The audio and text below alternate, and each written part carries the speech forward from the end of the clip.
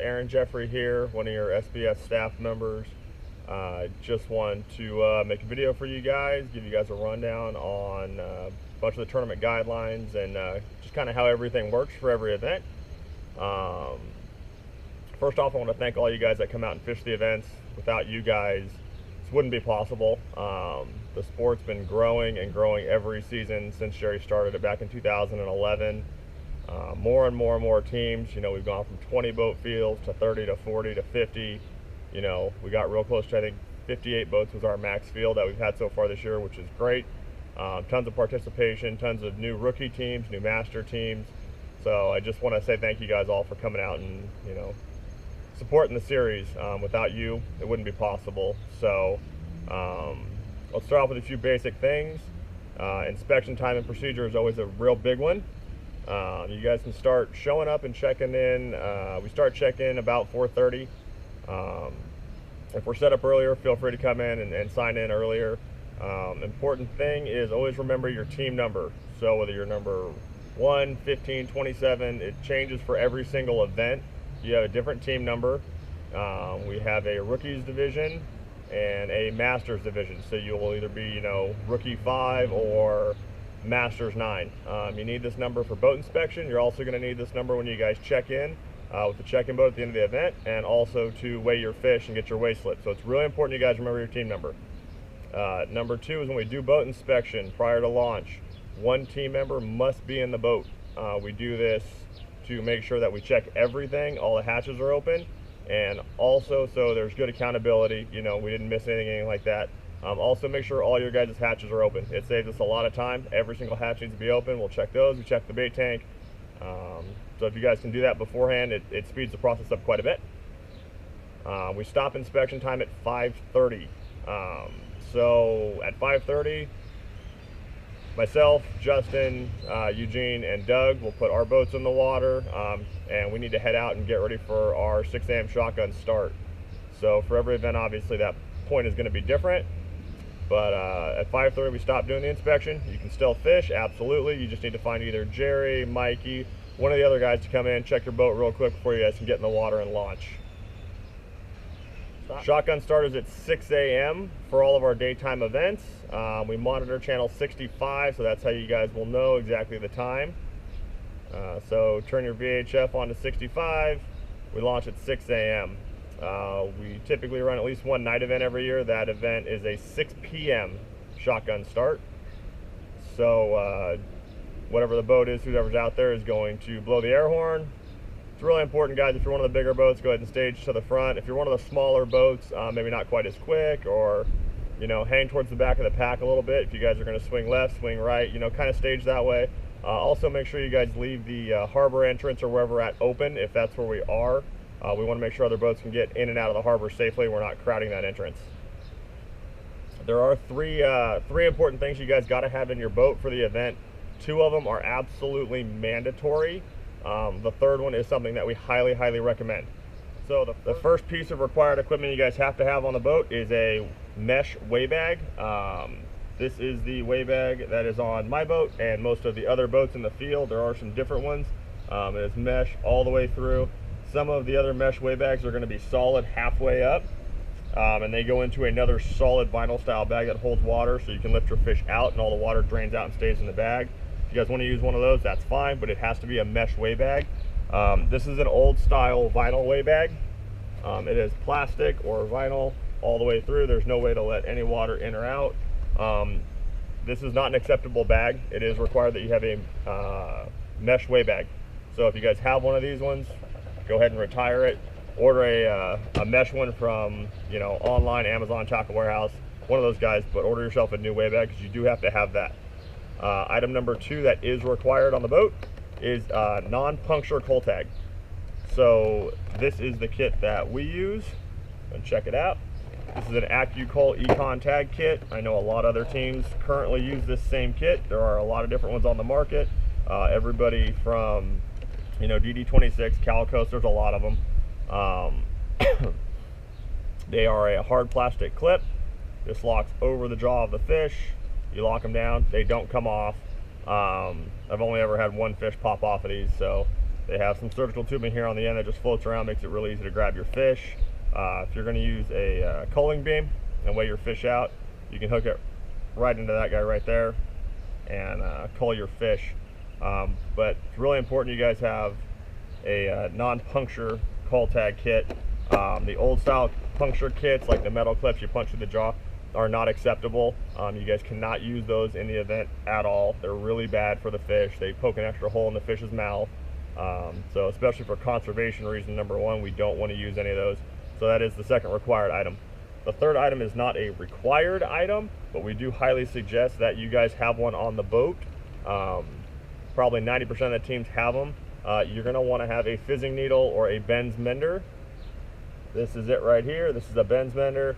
I bought this one the other day. They're relatively inexpensive, 8 or 10 bucks. You can get them at a lot of local shops. You can also order them online. So when you catch a fish out of deeper water, fish experience barotrauma.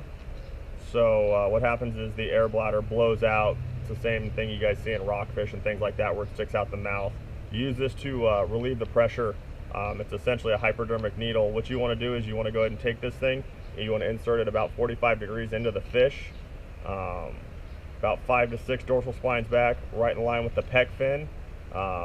You don't want to grab and squeeze your fish really hard. You want to take your fish, once you put the needle in, push it down underneath the water, and then you'll actually see all the gas expel from this clear tubing. We've got a really cool video of our tournament director Jerry fizzing a calico bass. So we'll check that video out and you guys can exactly see how it's done. No, I just get under a scale. Yeah, you just want to try to, just so you don't poke a scale through into the body, I guess. Jerry, he's pretty tight. Yeah, he's good. No, I mean, the way I'm trying to be, mellow. Yeah. He'll be like a doctor in ER. I don't do that.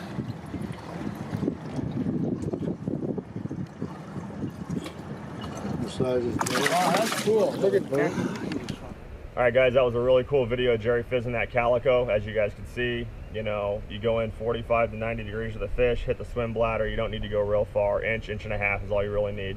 As soon as that fish was underwater, you could see all the gas shooting right out of the tubing. Really important for conservation. We don't see it as much with calicos, but a lot of the bigger sand bass that come from the deep water will have that. So we want to release all of our fish healthy. A 0% mortality rate is, always what we strive for. So make sure you have one of those things on the boat. It'll also save you a dead fish penalty. So if you catch one real early in the morning and he doesn't make it, he's got the bends all day in the tank and he dies, that costs you weight at the end of the day. So if you guys have any questions about how to use the needle, feel free to grab any of the staff members. A lot of the other masters teams, they've all been doing it so long, they're really experienced with it as well. So we're happy to help anybody that has any questions at all. Next thing I want to go over real quick, guys, is check-in boat procedure and time. So at every event at 2 p.m. is when we start weigh-in. We will have the check-in boat out there. It'll have a big red check-in flag. When you guys come in to weigh in your fish, you need to stop by the check-in boat. You need to give one of those guys your team number. They're going to mark you guys off. If you guys are late, any minute you're late is a 1 pound deduction. If you are 10 minutes late, you are automatically disqualified. So check-in ends at 3 p.m. So make sure you're checked in between 2 p.m. and 3 p.m. You must be in line of sight of that check-in boat by 3 p.m. or you are going to be deemed late. So make sure to stop, give them your team number, then head over to the dock. Once you guys get to the dock to weigh your fish, we want to make sure we're rotating guys in and out as fast as we can. So what you guys want to do is we'll have one of the staff members down there directing traffic. We want one guy up at the weigh scales, and then we'll also have one guy sitting there with his fish inside of our holding tank. We have a holding tank for all the fish. It is also very important, guys, when you guys come up to the scales to weigh your fish, to have your big fish tag. So take off all your other cull clips and go ahead and tag your big fish. So when you get up to the scales, the first thing we're going to do is we're going to weigh your big fish. So we're not going to dig through your bag and pick for you. Make sure you've got a tag on your big fish. We'll pull that guy out, we'll weigh him, and then we'll take your other 4 fish and dump those fish inside the basket and do a total weight of everything. So it goes a lot faster if you tag your big fish beforehand. So make sure you've got a clip on them or some identifying mark like that so we know what it is. As soon as that guy's done weighing his fish, we rotate the guy from the holding tank to the scales, and then we'll bring another one of you guys in. We want to avoid having 6 or 8 or 10 teams down on the dock holding their fish. in the water. It also just stalls the process out a little bit. So most events have been great. We want to keep seeing that. We want to keep going that direction. So make sure to pay attention to whatever staff member's on the dock when he calls you in. Once your partner comes back after you've dropped him off, he's weighed your fish, go ahead and grab your partner, pull up. If you guys can drive your fish out a little bit before you release them, that's great. You know, we don't want to release 50, 100, 200 fish right there at the dock. So if you could just drive them out a little bit of ways, that'll definitely help the fish out quite a bit as well. If you do end up with a dead fish or a fish that, you know, has the bends, isn't looking too good, we do have a floater net on the dock. It'll be tied to the dock. It's essentially a giant mesh weigh bag.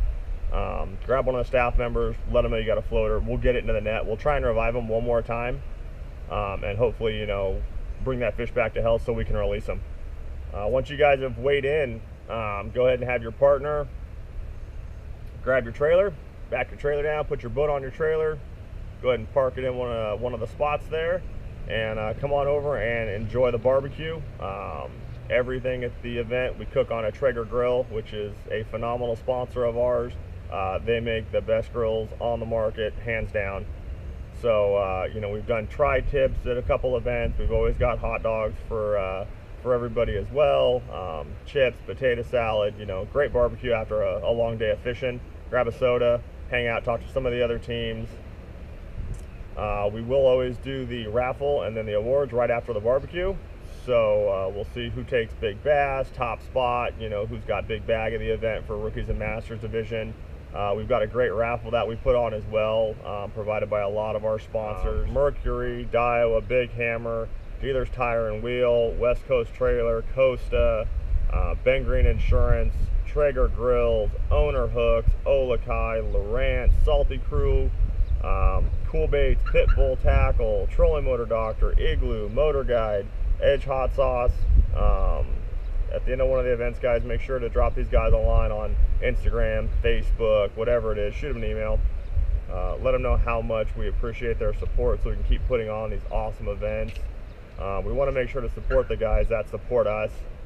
So, you know, just that extra 30 seconds to a minute just to, like I said, send them an email, you know, post on their Facebook or Instagram, something like that, guys. It goes a long way. Without these guys, we can't put on these events, and without you guys, the anglers, there's no point in putting on these events. So again, I want to thank everybody for showing up to these events, fishing hard. There's great camaraderie. It's just amazing to see where this is going, especially where it's come from. So please feel free to reach out to us if you guys have any questions whatsoever. Like us on Facebook, Saltwater Bass Series. We now have a new Instagram page as well. Follow us at Saltwater Bass Series 19. So if you guys have any content, feel free to shoot it over to me, and I'll get it up on the Instagram. I just want to thank all you guys for tuning in. I appreciate it. All right, we'll see you guys at the next event.